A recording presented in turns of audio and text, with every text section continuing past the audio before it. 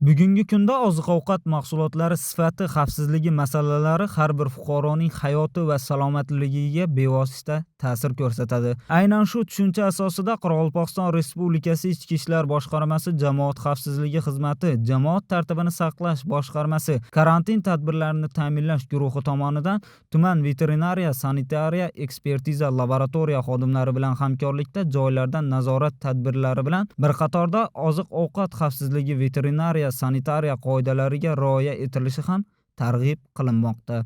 Bo'ston shahar dehqon bozorida o'tgan tadbirda savdo rastalarida sifati kafolatlanmagan, yaroqlilik muddati o'tgan yoki kelib chiqishi noma'lum bo'lgan mahsulotlarni sotmaslik, oziq-ovqat va qishloq xo'jaligi mahsulotlarini sotish hamda saqlash jarayonida sanitariya gigiyena talablariga to'liq javob berish zaruriyati sotuvchilar va tadbirkorlarga tushuntirildi. Tadbir davomida qassoblar va sotuvchilar bilan olib borilgan maxsus tushuntirishlar ishlarida mahsulotlarni to'g'ri saqlash, gigiyena qoidalariga rioya qilish hamda iste'molchilar xavfsizligini ta'minlash masalalari yoritildi. Mutaxassislar go'sht va tuxumni qayerdan olish, ularni qanday sharoitda saqlash bo'yicha amaliy maslahatlar berdi. Shuningdek, mahsulotlarning yaroqlilik muddati va sifatini nazorat qilishning ahamiyati alohida ta'kidlandi. Shu bilan birga qassobxonalar rastalarda sotilayotgan go'sht va go'sht mahsulotlarini saqlash va chorva mollarini so'yishdagi talablarga qat'iy amal qilishlari lozimligi uqtirildi.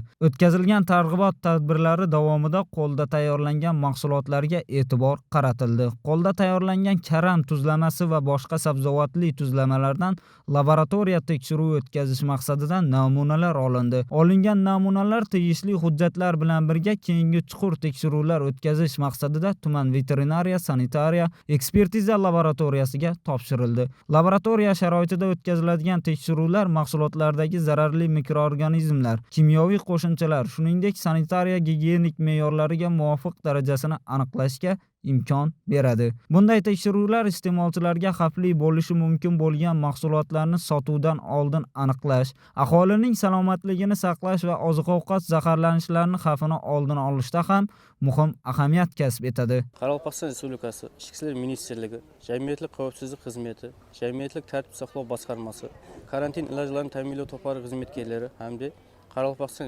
Respublikasi Veterinariya va chorvachilikni rivojlantirish komiteti qaynigelari bilan birgalikda respublikamiz aymog'ida joylashgan bozor aymoqlarida xalqimizni safoli unumini ta'minlash bo'yicha arnovli reyd ilojlarimiz olib borilmoqda. Bugungi kunda bu ilojlarimiz Yeliqqal'a rayonida davom etib o'tiribdi.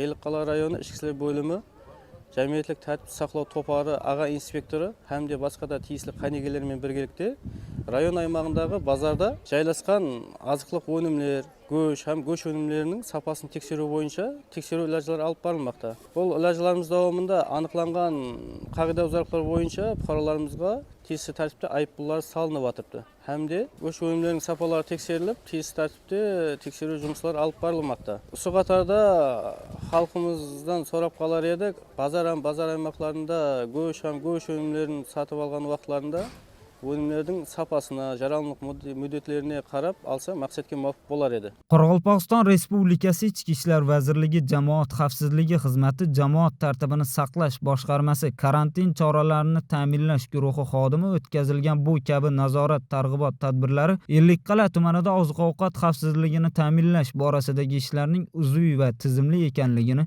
ko'rsatdi.